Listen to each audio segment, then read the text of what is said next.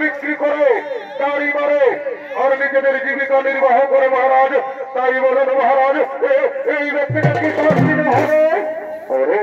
ওরে দুর্বল, এই ব্যক্তিকে উলঙ্গ করে উল্টো দিক দিয়ে করাতে আঘাত করা হয়।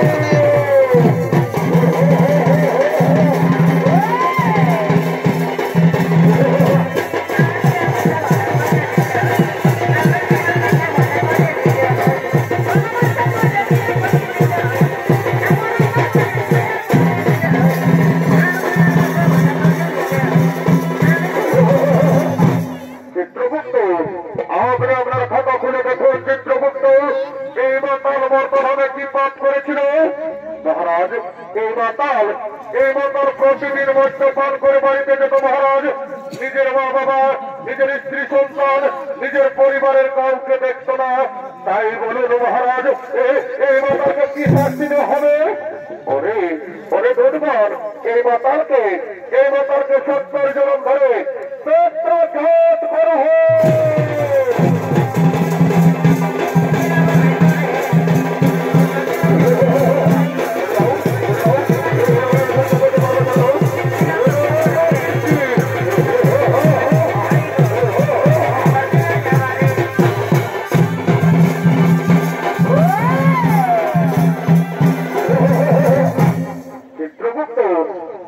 আপনার খাতা বলে দেখুন চিত্রগুপ্ত এই যুবক আর এই যুবতী মর্তভাবে কি পাপ করেছিল মহারাজ।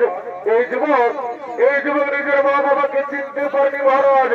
নিজের মা বাবাকে খাদ্য দেয়নি, নিজের মা বাবাকে ঘর থেকে তাড়িয়ে দিয়েছিল আর এই গোলায় দড়ি আত্মহত্যা করে মহাপাপ করেছিল। আর এই যুবতী কি পাপ করেছিল চিত্রগুপ্ত মহারাজ? এই যুবতী নিজের স্বামী সন্তানকে ছেড়ে পরপুরুষের সঙ্গে করেছিল প্রেমালিপনা মহারাজ। আমি যে শ্বশুর শাশুড়ি তাকেও খাদ্য দেয়নি। তাই বলেন মহারাজ, এরা দুজনকে কি শাস্তি দেওয়া হবে? ওরে দুর্বল, এই যুবককে জ্বলন্ত আগুনে আর এই যুবতীকে গরম তেলে নিক্ষেপ করা হয়।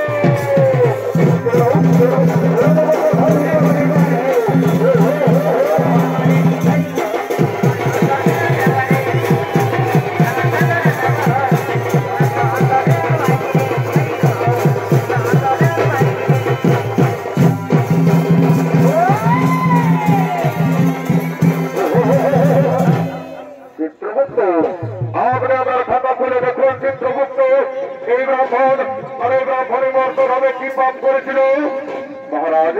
এই ব্রাহ্মণ ও ব্রাহ্মণী মর্তভাবে কোনো পাপ করেনি মহারাজ। এরা দুজন মর্তভাবে করেছিল গুরু নাম হরিনাম ভজন কীর্তন, করেছিল ধর্ম আলোচনা। তাই বলুন মহারাজ, এই ব্রাহ্মণ ও ব্রাহ্মণীকে কি করা হবে?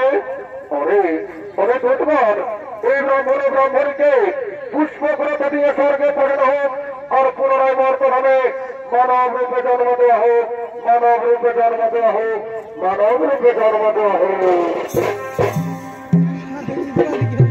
হরি বিদিত এল সঙ্গে হল বর কদনা বারে, হরি বিদিত এল সঙ্গে হল বর কদনা